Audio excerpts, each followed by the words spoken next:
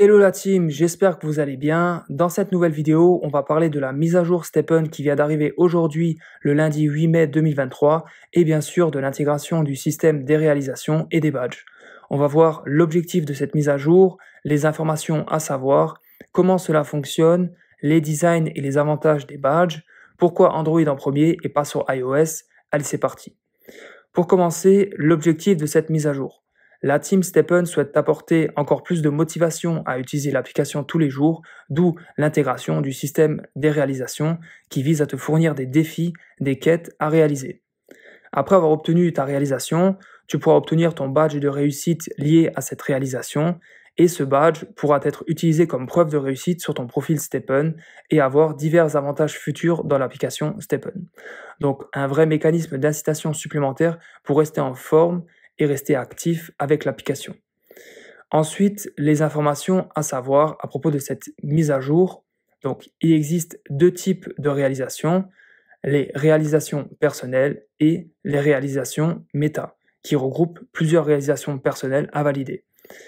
On va voir après ça deux types de badges, donc les badges individuels qui sont liés aux réalisations personnelles et les badges méta qui sont liés aux réalisations méta.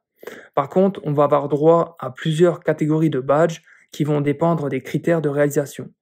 Les badges individuels ne seront pas négociables, tandis que les badges méta seront négociables.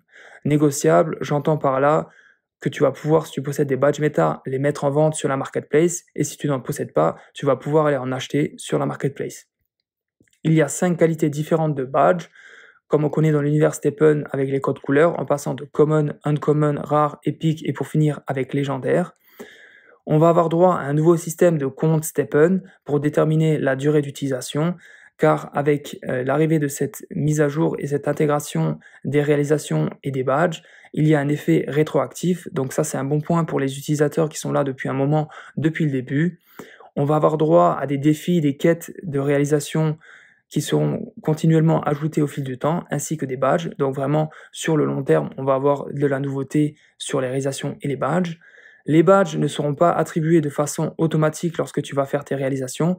Il va falloir utiliser des points de réussite ou de succès si tu préfères pour obtenir vraiment ces badges. Ça me permet de rebondir sur le prochain point, c'est comment cela fonctionne. Bon, on va essayer de faire simple et que ce soit bien clair.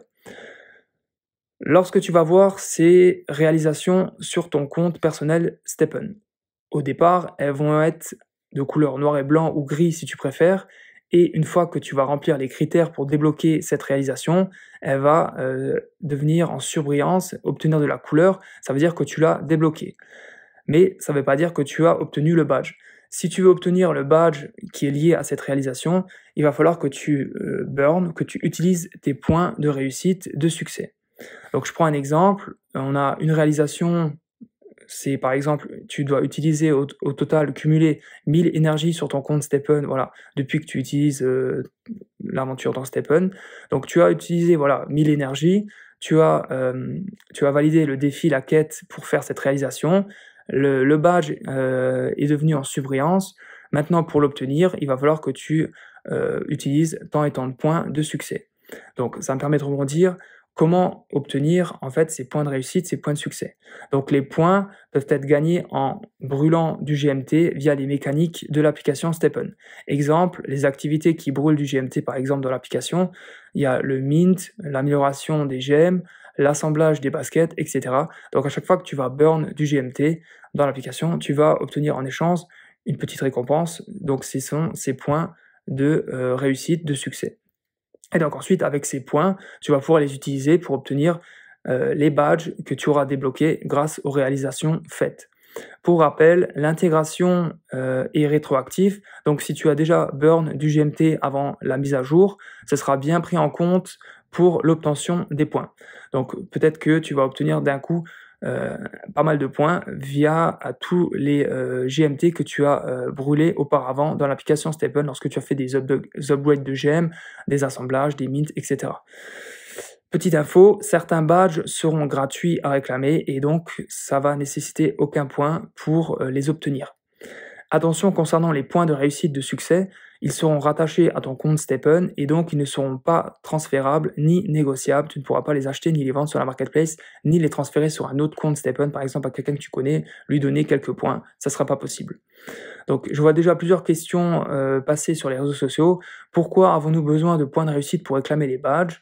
Donc la team StepN a déjà préparé une réponse à cela et elle dit que c'est pour s'assurer que les utilisateurs utilisent bien l'application StepN et qu'ils contribuent à l'économie en brûlant du GMT. Maintenant, on va passer au design des badges. Donc on peut voir, ce sont les premiers badges qui sont apparus sur les réseaux sociaux via la communication officielle de la team StepN. Et puis on peut retrouver les 5 codes couleurs en partant de la gauche vers la droite, donc de la qualité la plus faible à la plus élevée, donc common, uncommon, rare, épique, légendaire.